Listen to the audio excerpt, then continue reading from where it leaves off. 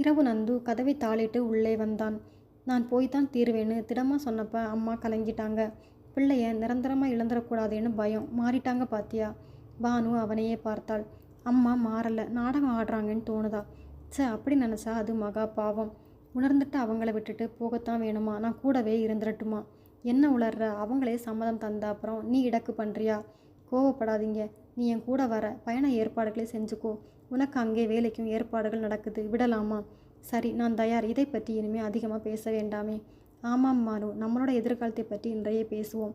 மறுநாள் முதல் பரபரப்பான செயல்பாடுகள் ஆரம்பமாயின. நந்து கௌரிக்கு விவரத்தை சொல்ல கௌரி ஆச்சரியப்பட்டாள். நேரிலேயே வந்துவிட்டாள். ராஜம் மகளிடம் உருகி உருகி பேசினாள். அம்மா, நீ இப்படி மாறுவேன்னு நான் எதிர்பார்க்கல. கௌரி, நந்துவுக்காக தான் நான் உயிர் வாழ்கிறேன். அவன் முகம் திருப்பிட்டா நான் வாழ்ந்து என்ன லாபம்? அவன் சந்தோஷம்தான் எனக்கு முக்கியம். நல்லதுமா, இது மாதிரி பரஸ்பரம் புரிஞ்சுக்கிட்டு விட்டு கொடுத்துட்டா எல்லாரும் நிம்மதியாக இருக்கலாம். இதிலிருந்து நீ மாறாதே. அண்ணனை தனியாக அழைத்து கௌரி பேசினாள். அம்மாவுக்கு ஏதாவது உள்நோக்கம் இருக்கா? தப்பு கௌரி, ஒழுங்காக இருக்கிற அவங்க மேலே சந்தேகப்படுறது ரொம்ப தப்பு. வயசானவங்க பாவம் தடுக்காமல் விடுறாங்க, அப்புறம் என்ன? சரிண்ணே, நல்லதே நடக்கட்டும். அடுத்த 2 நாட்களில் வெளிநாட்டுக்கு போகும் தேதி தீர்மானமாகிவிட்டது. மத்தியில் 12 நாட்கள். ராஜம்தான் எல்லா வேலைகளையும் செய்தாள். இருவருக்கும் ட்ரெஸ்கள் வாங்கினார்கள். பார்த்து பார்த்து பேக் செய்தாள். மகனுக்கு பிடித்த பொடி வகைகள், ஊறுகாய்கள் எல்லாம் தயாரித்தாள். முதலில் இது நாடகமாக நினைத்த பானுவே லேசாக ஆடிப்போனாள். நிஜமாகவே மாறிவிட்டார்களா? மகனை, மருமகளை இழந்து விடக்கூடாதென்று மனசு திருந்தி விட்டதா? ஆச்சரியமாக இருந்தது. அக்கா வீட்டுக்கு வந்த பானு எல்லா விவரத்தையும் சொன்னாள். அக்காவும் ஆச்சரியப்பட்டாள். பானு, மனசு மாறிட்ட அந்த அம்மாவை தனியாக விட்டுட்டு போகிறது முறையா? ஏங்க்கா இந்த மாதிரி இறக்கப்பட்டு நாங்கள் போகாமல் இருப்போன்னு எதிர்பார்க்குறாங்களா? இல்லை பானு, அப்படியே சந்தேகப்படணும். நல்லா இருக்கிறவங்க கிட்ட நீயும் நல்லாவே இருந்துக்கோயேன். சரிக்கா. பயண நாள் நெருங்கி கொண்டிருந்தது. நந்துவுக்கே மனசு சங்கடப்பட்டது. பாவம் அம்மா, பணத்துக்காக 1 வருஷம் இப்படி விட்டுட்டு போகலாமா? எப்படி இருந்த அம்மா எப்படி தணிந்து போய்விட்டார்கள். இன்னும் 10 வருஷங்கள் கழித்து கூட அமெரிக்காவுக்கு போகலாம். அம்மா கிடைப்பாளா? அவசரமாக அந்த எண்ணங்களை களைந்தான். பயணத்துக்கு இன்னும் 2 நாட்களே பாக்கி என்ற நிலை வந்துவிட்டது. அன்று ராஜம் சம்பளம் வாங்க பள்ளிக்கூடத்துக்கு வந்திருந்தாள். கற்பகம் எதிர்பட்டாள். இன்னைக்கு ஸ்கூலில் மயக்கம் போட்டு விழற. வீட்டுக்கு நாங்கள் கூட்டிகிட்டு போகிறோம். ராத்திரி நெஞ்சு வலியால் துடிக்கிற. சரியா? வேண்டாம் கற்பகம். ஏன் ராஜம்? இந்த 10 நாளாக மருமகள் கூட வீட்டில் இருக்கேன். நான் நடிக்கிறேன், அவளும் நடிக்கிறா. ஆனால் அந்த நடிப்பில் கூட ஒரு சுகம் இருக்குது. அன்பா பாசமாக இருக்கிற மாதிரி நடித்தாலே நல்லா இருக்கே. நிஜமாவே அப்படி இருந்தால் எப்படி இருக்கும்? நீ என்ன சொல்கிற? மாரடைப்புன்னு வேஷம் போட்டு அந்த குழந்தைகளை 2 கெட்ட நிலைக்கு ஆளாக்கி எதுக்கு விளையாடணும்? அதனால் அவங்க சந்தோஷத்தை கெடுக்க நான் விரும்பல. இதுவரைக்கும் ஆடினதெல்லாம் போதும். இனிமே நிஜமான ராஜத்தை எல்லாரும் பார்க்கட்டும். மகனை, மருமகளை சந்தோஷமாக வழி அனுப்பி வைக்க போகிறேன். உனக்கு பைத்தியம் பிடிச்சிருக்கா ராஜம்? இல்லை, இப்போ தான் தெளிஞ்சிருக்கு. ஒரு அம்மாவோட நிஜமான முகம் தன் மகனுக்கு கல்யாணம் நடந்த பிறகு தான் வெளிப்படணும். சரி, இத்தனை நாள் புத்திசாலியாக இருந்த நீ இப்போ முட்டாளானது துரதிர்ஷ்டம். இல்லை கற்பகம், வாழ்கிற காலத்தில் அன்பை கொடுத்து வாங்கினாதான் அந்த வாழ்க்கைக்கு அர்த்தம் இருக்கும். அதை நான் தாமதமாக புரிஞ்சுக்கிட்டேன். தப்பில்லை. எந்த நாடகமும் வேண்டாம். ராஜம் அங்கிருந்து விலக கற்பகம் முகத்தில் கடுகு வெடித்தது. எந்த குடும்பமும் சந்தோஷமாக இருப்பதை பொறுக்க முடியாதவள் கற்பகம். இதை மட்டும் விடுவாளா என்ன? டெலிஃபோன் ஒலித்தது. பானு ரிசீவரை எடுத்தாள். யார் பேசுகிறது? பானு பேசுகிறேன். நீங்கள் யார்? அந்த கடைசியில் சொல்கிறேன். உங்கள் பயணத்தை தடுத்து நிறுத்த அதிரடியாக உன் மாமியார் கடைசி நொடியில் ஒரு திட்டம் வச்சுருக்கா. ஜாக்கிரதையாக இருங்க, ஏமாந்துடாதீங்க. நீங்கள் யார்? உன் மாமியாரோட பள்ளிக்கூடத்தில் உள்ளவ. ரிசீவரை வைத்தாள். நந்து உள்ளே நுழைந்தான். யார் ஃபோனில்? வேண்டாம், விட்டுருங்க. சொல்லு பானு, யார்கிட்ட பேசினேன்? இது வந்த செய்தி நிஜமா பொய்யான்னு தெரியாது. நாளைக்கு ராத்திரி நமக்கு ஃப்ளைட்டு. சரி, என்ன செய்தி? டெலிஃபோனில் வந்ததை பானு அவனிடம் சொன்னாள். இருக்காது, இது பொய். இல்லைங்க, என்னை மன்னிச்சிருங்க. கோவப்பட்டாலும் என் மனசில் உள்ளதை சொல்லிடுறேன். உங்கள் அம்மாவுக்கு கடைசி நொடி திட்டம் ஏதோ இருக்குது. அதனால தான் இந்த உருக்கம். பொசசிவ் குணமுள்ள ஒரு தாய் ஒரு நாளில் மகன் பேச்சை கேட்டு மாறவே முடியாது. புரியுதா? பானு, எனக்கு உங்கள் அம்மா கிட்ட இப்போவும் பகை இல்லை. ஆனால் அவங்கள நான் நம்பலை. கடைசி நேர தாக்குதலை எதிர்பார்த்து நான் காத்துட்ருக்கேன். என்ன தாக்குதல்? எனக்கு எப்படி தெரியும்? நீ நிஜமாக தான் சொல்கிறியா பானு? வேண்டாம்ப்பா, இந்த பயணத்தை நிறுத்திடுங்க. நீங்களும் போக வேண்டாம். எனக்கு சலிச்சு போச்சு. அடுத்த தலைமுறையோட சந்தோஷத்தில் வெடி வைக்க இத்தனை திட்டங்களா? அதுவும் ஒரு அம்மாவா செய்யணும்? எதுக்கு மகனுக்கு கல்யாணம்? அவன் சந்தோஷப்படவா? இல்லை, சம்பளம் இல்லாத ஒரு வேலைக்காரியை வீட்டுக்கு கொண்டு வரதான் நோக்கமா? தாங்கிக்க முடியவில்லை. நந்துவின் முகம் மாறியது. சரி விடு பானு, அம்மா வரட்டும், நான் பேசிக்கிறேன். இதை பாருங்கள், எதை பேசினாலும் இதமாக பேசுங்க. நீங்கள் கோவத்தில் பேசினாலும் நான் சொல்லி கொடுத்து தான் நீங்கள் பேசுனீங்கன்னு வரும். ஒரு தப்பும் செய்யாமல் நான் பழி சுமக்க தயாராக இல்லை. நான் பார்த்துக்கிறேன். என்ன நடந்தாலும் நாளைக்கு ராத்திரி நாம் 2 பேரும் ஃப்ளைட் ஏறிடுவோம். சரியா? பானு சிரித்தாள். இதை பாரு, நானும் கோழையோ அம்மா பையனோ இல்லை. என் தேவைகளை, எதிர்காலத்தை பார்த்துக்க எனக்கு நல்லா தெரியும். அவசியம் வரும்போது அழுத்தமாய் பேசுவேன், புரியுதா? பானு அவனது கைகளை பிடித்து கொண்டாள். வாயால் சொல்ல முடியாததை அந்த கைகளின் அழுத்தமும் ஸ்பரிசமும் அவனுக்கு உணர்த்தி விட்டது. பானு, நாம் எதையும் காட்டிக்க வேணாம், பழையபடி இருப்போம். அம்மாவா எதையாவது தொடங்கினா நான் பார்த்துக்கிறேன். நீ எல்லாத்தையும் பேக் பண்ணியாச்சான்னு ஒரு தடவை செக் பண்ணிவிடு. 1 மணி நேரம் கழித்து ராஜம் வீடு திரும்பினாள். நாடகம் இல்லை என்று ரத்து செய்து நிஜமாகவே திருந்திவிட்டதால் இன்னும் சந்தோஷமாக இருந்தது. நந்துவிடம் உட்கார்ந்து சிரித்தபடி பேசத் தொடங்கினாள். அம்மா வழக்கத்தை விட இன்னும் கலகலப்பாக இருப்பது நந்துவுக்கு சந்தேகம் வந்துவிட்டது. நிச்சயமாக ஏதோ நடக்கப் போகிறது என்று பானுவும் வேடிக்கை பார்க்க தொடங்கினாள். இரவு சாப்பாடு 8 மணிக்கு முடிந்தது. அது முடிந்து 10 நிமிடங்களில் ராஜத்துக்கு லேசாக வயிற்று வலிக்க தொடங்கியது. ராஜம் அதை பொருட்படுத்தவில்லை. மனுஷ தேகம்தானே, எது வேண்டுமானாலும் வரக்கூடும் என்று பேசாமல் இருந்துவிட்டாள். சற்று நேரத்தில் வலி அதிகமாக தொடங்கியது. ராஜம் கஷ்டப்பட்டு அதை பொறுத்து கொண்டாள். நாளை இவர்கள் ஊருக்கு போக வேண்டும். இந்த நேரத்தில் இதென்ன விபரீதம்? நான் நடிக்க ஆசைப்பட்டேன், ஆனால் நிஜமாகவே வலி வருதே. வலி அதிகமாக தொடங்க இனிமேல் சொல்லாமல் இருப்பது தப்பு என நினைத்து நந்துவை அழைத்தாள். நந்து, கொஞ்ச நேரமாக வயிற்ற வலிக்குது. பெரிதுபடுத்த வேண்டான்னு நினச்சேன், இப்போ பொறுத்துக்க முடியாமல் வலிக்குதுப்பா.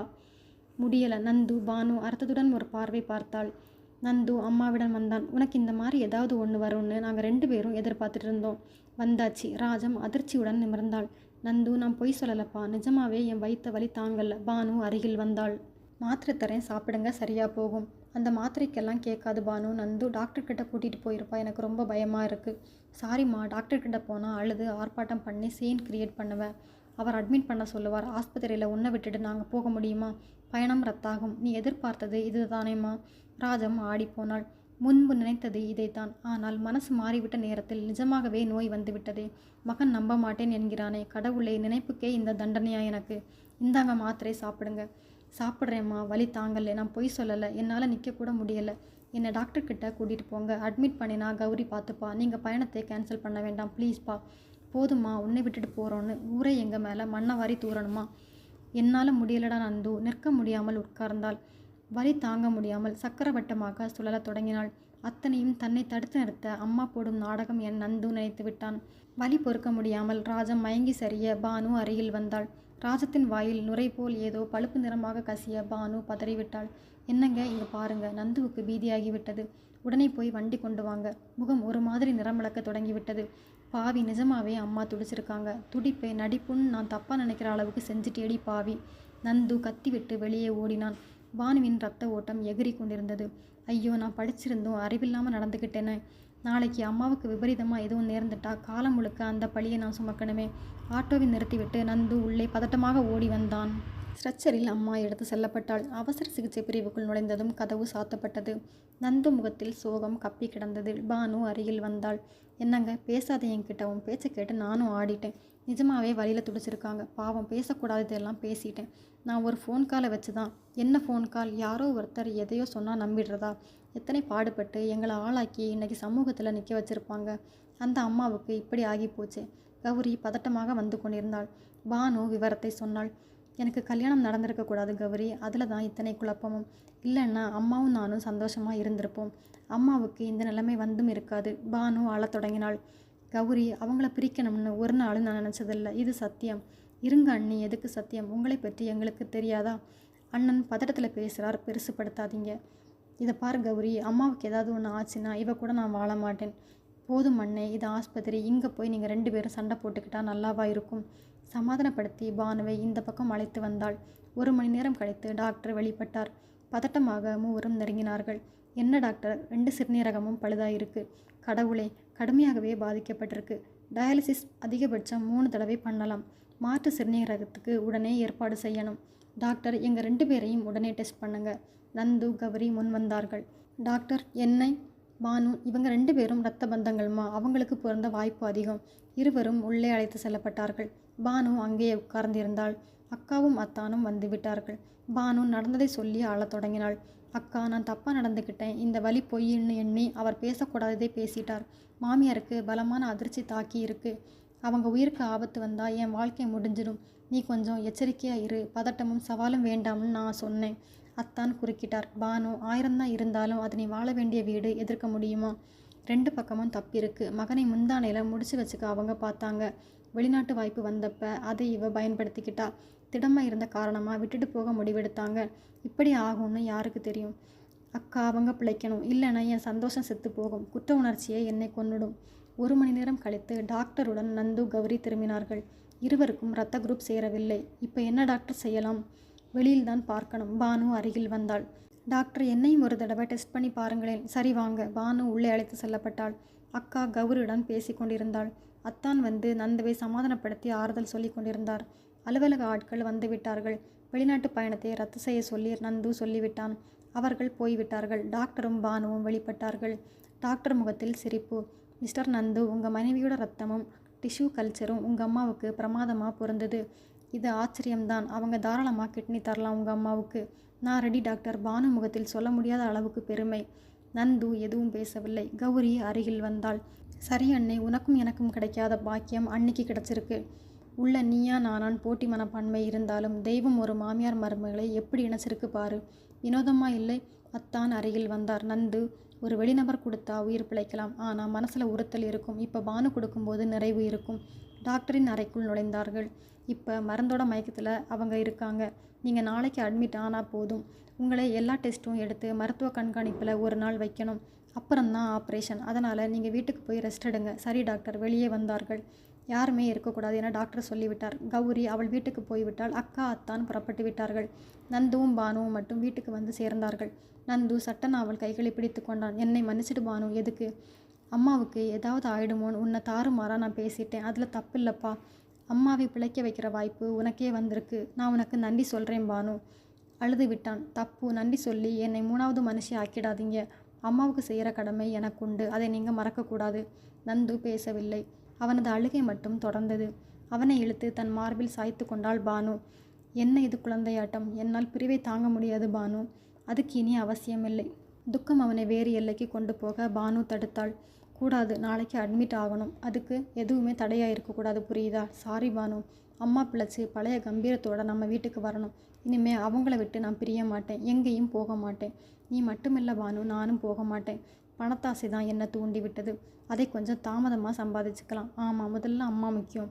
அவளது அணைப்பில் நந்து உறங்கி போனான். பானுவுக்கு உறக்கம் வரவில்லை. தன் பிள்ளையை தன்னிடமிருந்து வரும் பெண் பிரிக்கக்கூடாது என்று தலைகளாக நின்றாள் ராஜம். இன்று அந்த மருமகளை உயிரை காக்க வேண்டிய நிலை. கடவுள் போடும் வினோதமான முடிச்சு இது. யாரும் எதிர்பாராத முடிச்சு. உறங்காமல் களைப்பாகி அதனால் ஒரு பாதிப்பு வந்துவிடக்கூடாது என்று கஷ்டப்பட்டு உறங்கத் தொடங்கினாள். காலையில் இருவரும் சீக்கிரமே எழுந்து குளித்து தயாரானார்கள். என்னங்க, கோயிலுக்கு போயிட்டு ஆஸ்பத்திரிக்கு போகலாம். தெய்வத்தோட பக்கபலம் நமக்கு ரொம்ப முக்கியம்.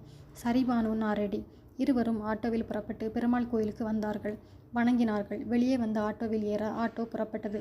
அன்று முகூர்த்த நாளோ என்னவோ தெரியவில்லை. சரியான கூட்டம் இருந்தது சாலையில். ஆட்டோ வேகம் பிடித்தது.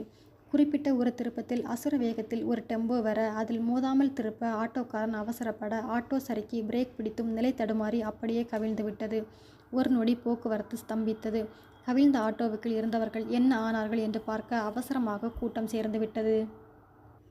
ராஜம் கண் விழித்தாள். டாக்டர் அருகில் இருந்தார். ராஜத்துக்கு அவ்வப்போது நினைவு வந்து போய் கொண்டிருந்த போது தனக்கு சிறுநீரக பிரச்சனை என்பது ஒரு மாதிரி மங்கலாக தெரிந்துவிட்டது. அதை சரியாக நினைவுபடுத்தி கொண்டு டாக்டரிடம் கேட்டை விட்டாள். டாக்டர் எதையும் மறைக்கவில்லை. அம்மா, உங்ககிட்ட நான் ஒழிக்க மாட்டேன். பேஷண்ட் நீங்கள் நல்ல ஒத்துழைப்பு தந்தாதான் ஆப்ரேஷன் வெற்றிகரமாக முடியும். உங்களுக்கு மாற்று சிறுநீரகம் பொருத்த போகிறோம். இனி பயமில்லை. நீங்கள் பழையபடி நல்லா வாழலாம். தரப்போகிறது யாரு? என் நந்துவா கௌரியா? 2 பேருதுமே பொருந்தலம்மா. அப்படியா? உங்களுக்கு கிட்னி தரப்போகிறது உங்கள் மருமகள் பானு. அவங்களோடது பிரமாதமாக பொருந்தது. ராஜம் ஆடி போனாள். நிஜமாவா டாக்டர்? ஆமாம்மா, அந்த பொண்ணு இது தனக்கு கிடைச்ச பாக்கியம்னு நம்புகிறாங்க. இப்போ வீட்டுக்கு போயிருக்கிறாங்க. கொஞ்ச நேரத்தில் அட்மிட் ஆகிடுவாங்க. ராஜம் அழுது விட்டாள். கௌரி உள்ளே வந்தாள். உங்கள் மகள் வந்தாச்சு, பேசிட்டுருங்க. உணர்ச்சி வசப்பட்டா பிபி ஏறும். ஆப்ரேஷனே தள்ளி போட வேண்டி வரும். அழக்கூடாது, சரியா? சரி டாக்டர். போய்விட்டார். ராஜம் கௌரியின் கைகளை பிடித்து கொண்டாள். பானுவா என் உயிரை காப்பாற்ற முன் வந்திருக்கா? ஆமாம்மா, நீ இப்படி படுத்துட்டதால அவங்க 2 பேரும் எப்படி ஃபீல் பண்ணுறாங்க தெரியுமா? கௌரி, 2 பேருமே உன் மேலே நிறைய பாசம் வச்சுருக்காங்க. உன்னை தனிமைப்படுத்த அவங்க நினைக்கல. நீ தான் அவங்கள சரியாக புரிஞ்சுக்கல. வெளிநாட்டு பயணம் 2 பேருமே போகல. உனக்கு இப்படி இருக்கும்போது எப்படி போவாங்க? நான் பாவி, அந்த குழந்தைங்க எதிர்காலத்தில் மண்ணை போட்டுட்டேன். இப்போ நீ புலம்பாதே, இருக்கிறதும் கெட்டு போகும். அவங்க 2 பேருமே அப்படி நினைக்கல. நீ பொழைச்சி பழையபடி நடமாடணும்னு துடிக்கிறாங்க. அதுவும் அண்ணி ரொம்ப அழறாங்க. உன்னை மாமியாராக அவங்க நினைக்கல. நான் உன்கிட்ட வச்ச பாசத்துக்கு அவங்க பாசம் எந்த விதத்திலும் குறைச்சல் இல்லை. ராஜம் கண்ணீர் வழிய மகளை பார்த்தாள். கௌரி, பானுவுக்கு சின்ன வயசு, அதனால் வாழ வேண்டிய குழந்தை. எனக்கு கிட்னி தர காரணமாக அவளுக்கு எந்த பாதிப்பும் வராது இல்லையா? அம்மா நீ இப்படியெல்லாம் கவலைப்பட தொடங்கினா முடிவே இல்லை. ஒரு கிட்னியோட வாழ்நாளை ஆரோக்கியமாக கழிச்சவங்க நிறைய பேர் உண்டு. ரெண்டும் இருந்து வாழ்க்கை முடிஞ்சவங்களும் உண்டு. யார் யார் தலையில் என்ன எழுதியிருக்கோ அதை எப்படி மாற்ற முடியும் சொல்லு பார்க்கலாம். என் மனசு ஆதங்கப்பட்ட காரணமாக கேட்டேன் கௌரி. அவள் வாழ வேண்டியவ இல்லையா? வாழ்வா அம்மா. நல்ல மனசும் கொடுக்குற குணமும் உள்ள உன் மருமகள் அமோகமாக வாழ்வா. பானுவின் அக்காவும் அத்தானும் வந்தார்கள். ராஜம் அக்காவின் கைகளை பிடித்து கொண்டாள். உங்கள் தங்கை எனக்கு உயிர் பிச்சை போட போறா. தப்பு, அப்படியெல்லாம் சொல்லக்கூடாது. உங்களுக்கு செய்கிற கடமை அவளுக்கு இருக்குது. தாயில்லா பொண்ணுங்க நாங்கள். எங்களுக்கு அம்மா நீங்கள் தான். நர்ஸ் உள்ளே வந்தாள். பேஷண்ட்டை அதிகமாக பேச விடாதீங்க. எல்லாரும் வெளியில் வந்துடுங்க. அவங்க ரெஸ்ட் எடுத்துக்கட்டும். 3 பேரும் வெளியே வர டாக்டர் அழைப்பதாக கௌரி அழைக்கப்பட்டாள். உடனே வந்தாள். உங்கள் அண்ணி வந்தாச்சா? இல்லை டாக்டர், வர நேரம்தான். ஃபோன் பண்ணுங்க. ஒரு நாள் முழுக்க எங்கள் மருத்துவ பராமரிப்பில் இருக்கணும். சரி டாக்டர். கௌரி வெளியே வந்து டயல் செய்தாள். வீட்டில் நம்பர் போய்கொண்டிருந்தது. புறப்பட்டு வந்துக்கிட்டு இருப்பாங்க. தனியாக வந்து கௌரி உட்கார்ந்தாள். ஏறத்தாழ 1 மணி நேரம் கடந்து விட்டது. கௌரிக்கு பதட்டமாக இருந்தது. வீட்டை விட்டு புறப்பட்டால் 1/2 மணி நேரத்துக்குள் இங்கு வந்து விடலாமே. கோயிலுக்கு போய் விட்டார்களா? தாமதிக்காமல் சீக்கிரம் அட்மிட் ஆகணுமே. மேலும் 1/2 மணி நேரம் ஓடியது. டாக்டரே டென்ஷன் பட தொடங்கிவிட்டார். கௌரி, கிட்னி டொனேட் பண்ணுறதுல உங்கள் அன்னைக்கு ஏதாவது மாற்று கருத்து உண்டா? நிச்சயமா இல்லை டாக்டர். பின்ன ஏன் வரல? கௌரி தவித்தாள். நேற்று ஒரு முழு இரவு 2 பேரும் வீட்டில் இருந்திருக்கிறார்கள். ஏதாவது பேசி அண்ணியின் மனசு மாறிவிட்டதா? சந்தேகப்படக்கூடாது. மனசு ஒப்பி அவள் தர முன் வந்திருக்கிறாள். எப்படி மாறுவாள்? மேலும் 1 மணி நேரம். டாக்டர் ஏதோ ஒரு செமினாருக்கு புறப்பட்டு போய்விட்டார். பானுவின் அத்தான் புறப்பட்டு போயிருந்தார். விவரம் தெரிந்து கொள்ள 1 மணி நேரத்தில் அவர் திரும்பினார். அவங்கள காலையில் சீக்கிரமே புறப்பட்டாச்சாம். 3 மணி நேரம் ஆயாச்சு. அவங்க இன்னும் வீட்டை விட்டு புறப்பட்டு. கௌரி நந்துவின் ஆஃபீஸுக்கு ஃபோன் செய்தாள். அவன் வரவே இல்லை என்று பதில் வந்தது. 3 பேரும் எதையும் அனுமானிக்க முடியாமல் என்ன நடக்கும் என்ற பதைப்பதைப்பில் ஒரு மாதிரி தவிப்பில் இருந்தார்கள். நந்து, பானு இருவருமே அந்த ஆட்டோ விபத்துக்குள்ளான உடனே மயங்கிவிட்டார்கள்.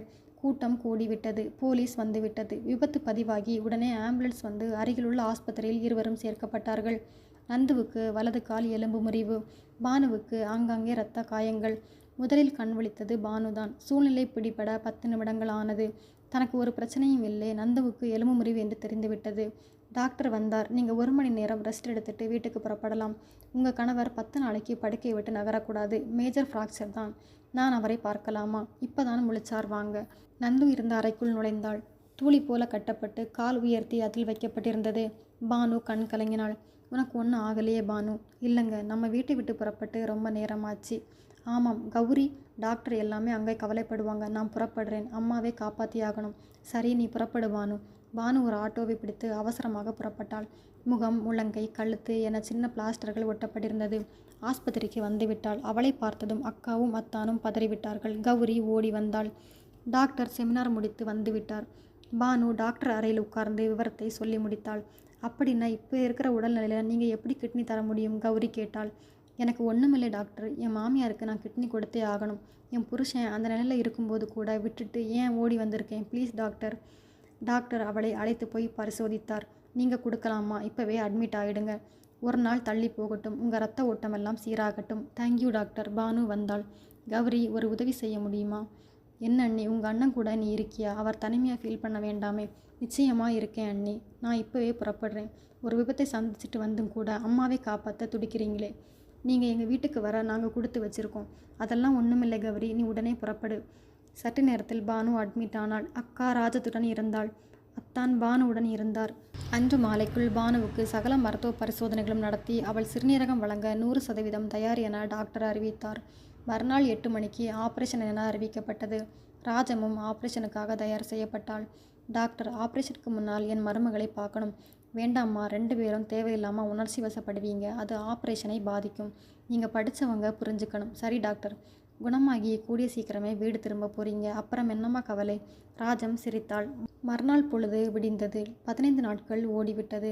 பானுவின் சிறுநீரகம் ராஜத்துக்கு அழகாக பொருந்தி இயல்பாக செயல்பட தொடங்கிவிட்டது. இனி எந்த கவலையும் இல்லை. இருவருமே இயல்பான நிலைக்கு வந்துவிட்டார்கள். நாளை டிஸ்சார்ஜ் என்று டாக்டர் சொல்லிவிட்டார். அங்கே நந்துவுக்கு முறிந்த எலும்பு சேர்ந்துவிட கட்டு பிரித்து கையில் ஸ்டிக் கொடுத்து நடக்கும் பயிற்சி அளிக்கப்பட்டது. கௌரி கூடவே இருந்தாள். அம்மாவுக்கு ஆபரேஷன் வெற்றி. பானு எந்த பிரச்சனையும் இல்லாமல் இருக்கிறாள் என்ற தகவலே நந்துவுக்கு தெம்பை கொடுத்திருந்தது. நந்துவுக்கும் டிஸ்சார்ஜ் அறிவிக்கப்பட்டது. நந்துவை கார் வைத்து கௌரி இந்த ஆஸ்பத்திரிக்கு அழைத்து வந்துவிட்டாள். அம்மாவும் பானுவும் காத்திருந்தார்கள். மூவரும் சந்திக்க ஒரு உணர்ச்சிகரமான காட்சி அரங்கேறியது. கௌரி கொஞ்ச நேரம் பார்த்துவிட்டு அந்த உணர்ச்சிக்கு அணை போட்டாள். எல்லாரும் வீட்டுக்கு புறப்பட்டார்கள். வீட்டு வாசலில் நிற்க வைத்து கௌரியும் பானுவின் அக்காவும் ஆர்த்தி எடுத்தார்கள். உள்ளே வந்தார்கள். அம்மா, உனக்கு பிரச்சனை இருந்தும் அதை புரிஞ்சுக்காம ஊரை விட்டு ஓட பார்த்தேன். அதுக்கு தண்டனையா தெய்வம் என் காலை உடச்சிருச்சு பாத்தியா? அப்படியெல்லாம் சொல்லாதேப்பா. கௌரி, அந்த சாவி கொத்தை எடுத்துட்டு வா. கௌரி சாவி கொத்தை கொண்டு வந்தாள். பானு, இப்படி வாம்மா. என்னம்மா? அருகில் வந்தாள். இதை பிடி, இனிமே இந்த வீட்டுக்கு தலைவி நீதான். அம்மா, நான் இதை எதிர்பார்க்கல. தெரியும், ஆனால் தகுதி உள்ளவன் நீ தான் குடும்பத்தை நடத்தணும். நான் இனிமே வேலைக்கு போக முடியாது. எனக்கு உடம்புல தெம்பு வந்து தனியாக வாழ முடியுங்கிற நிலை வந்தா அடுத்த நாளே நீங்கள் 2 பேரும் வெளிநாட்டுக்கு புறப்படலாம். நந்து நெருங்கினான். இல்லைம்மா, பணத்துக்கு மேலே உள்ள வெறி தான் நம்மளோட இந்த பிரச்சனைகளுக்கு காரணம். நியாயமா இங்கே சம்பாதிச்சு அதில் அமைகிற எதிர்காலம் போதும். லட்சங்கள் சம்பாதிச்சு லட்சியமாக குடும்பத்தை தொலைச்சிடக்கூடாது பாருங்க.